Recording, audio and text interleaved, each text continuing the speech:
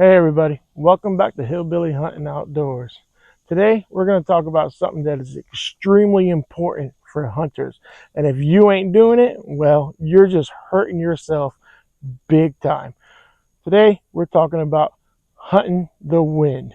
So stay tuned because you're going to want to hear this one. And like always, please like and comment because I want to hear from you, and hit that subscribe button so you don't miss out on future great tips, and you can also help me help others so all of us can be extremely successful outdoorsmen and outdoor ladies in the future. So stay tuned.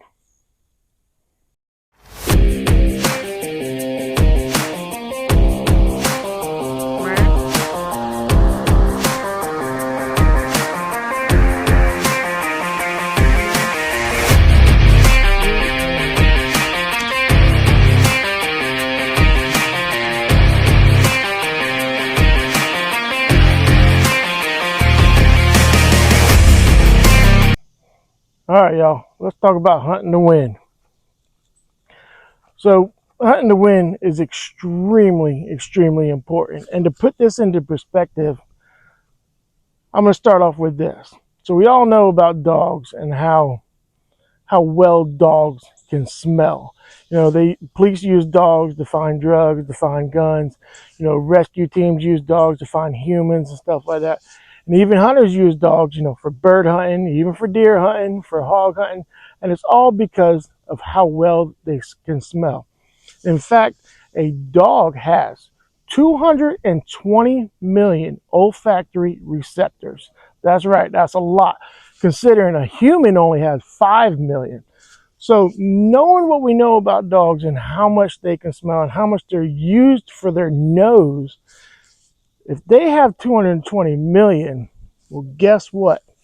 A white-tailed deer has 297 million olfactory receptors. That's 77 million more than a dog. So if we know how well a dog can smell, imagine how well a deer can smell.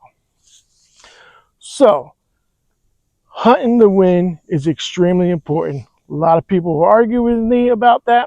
They'll say, well, I don't ever hunt the wind and I still kill deer. And that might be true, but I can promise you that the deer that they harvest is either not downwind of them or is far enough away from them that their scent molecules are falling and hitting the ground before it ever reaches the deer.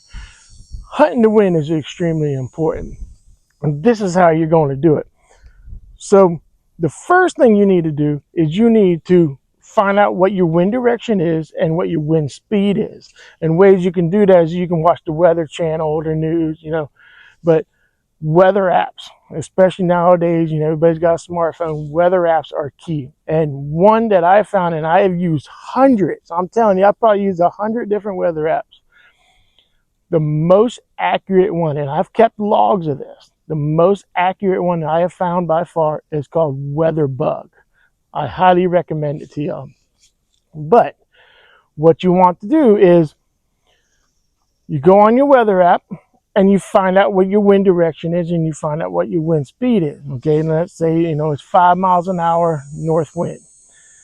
Now, there's something that surprisingly a lot of people don't know. So if it says that it's a north wind, that's actually where the wind is coming from, not blowing to. I'm going to say it again. That's where the wind is coming from, not blowing to. So if it says I have a 5 mile an hour north wind, that means the wind is blowing from the north directly to the south. Okay, and it says I have an east wind, it's blowing from the east to the west. If it says I have a southwest wind, it's blowing from the southwest up to the northeast. That's highly important to know, because if you think it's blowing to where, if it's saying it's north wind and you think it's blowing to the north, you're gonna really hurt yourself. So remember, whatever direction it says it is, that's where it's coming from. Okay, now you have to think about your stand. So in your stand, you want to know where the deer bedding at, where the deer coming from, where are they transitioning through, where do they want to be at. Okay, so when you're in your stand, let's say I'm in my stand and I know up in front of me is due north. Let's say I'm facing due north, and directly behind me is south, okay? And it says I have a north wind. Well, that means the wind is in front of me and it coming from the north, blowing to me. Knowing where your deer bed, knowing where they're going to be at on your stand is how you will know what directions are good for you to hunt in that stand. You say I'm in a stand and most of my deer are off to my west, and this is a west wind is great. So it's blowing from the west straight to the east. That's great. Now there's many apps that you can download on your phone too for compasses. Now I highly recommend to do that. You know, and they all of them use GPS, so they're all very accurate. If you're looking at the compass on your phone and it says you're facing north, well, that's north, and that's just all there is to it. So download that also, a compass, so you know. Next, the speed of the wind. Okay, so the speed of the wind matters, because if it's only 1 mile an hour compared to 15 mile an hour, then it's going to fall faster. So if it's only 1 mile an hour wind, the wind can only carry your scent so far, where if it's 15 mile an hour winds, it can carry it a lot farther out there. Other things play into this, like if it's foggy or if it's really humid and stuff like that. Any kind of, you know, like water molecules in the air can grab your scent and also carry it through the air, no matter how much the speed of the wind is, which is another reason why it's so important to hunt the wind. So I used to not hunt the wind. When I was younger, I used to be one of those people that was like, oh, I don't need to hunt the wind. I don't need to hunt the wind. And I killed a few deer here and there, until one day my brother just said, he really drilled it into me. You got to start doing it. You got to start hunting the wind. And I fully 100% committed to hunting the wind. And the amount of deer that I saw increased 10 times fold. The amount of harvest because of that I had increased 10 times fold. So it's very important that you hunt the wind. Now,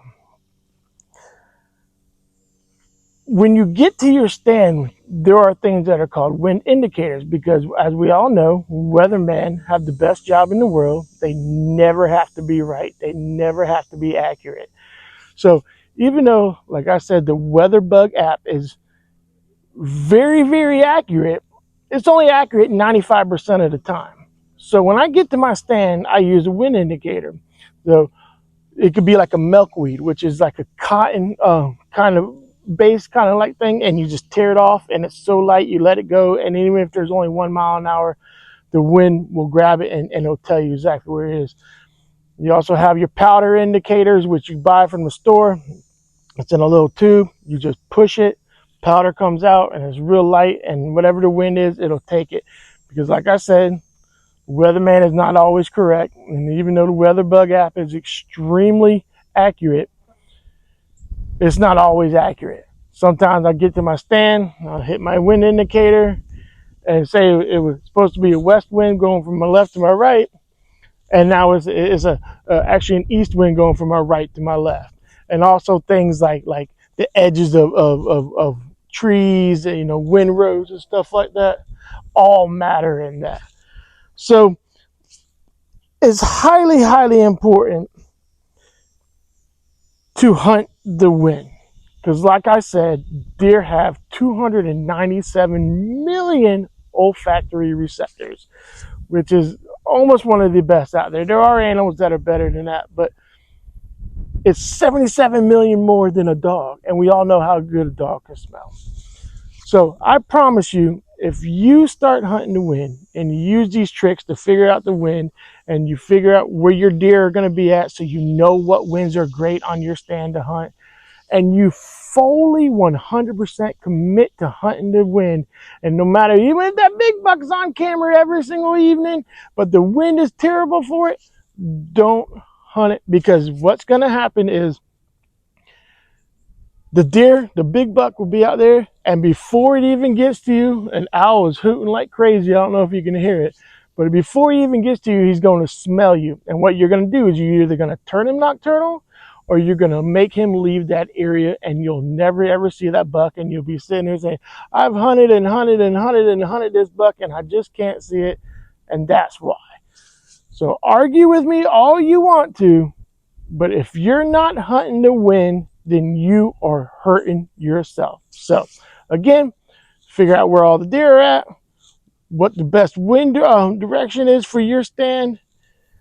Test the winds when you get there, and do this, and the amount of deer you will see will increase, and the amount of harvest because of that will increase, and you will be a much, much more successful hunter. So again, remember to do that because it's so highly important. But like always, God bless you, and remember, you always get out of it what you're willing to put in it. So stay tuned to more videos and great tips. I'll see you next time.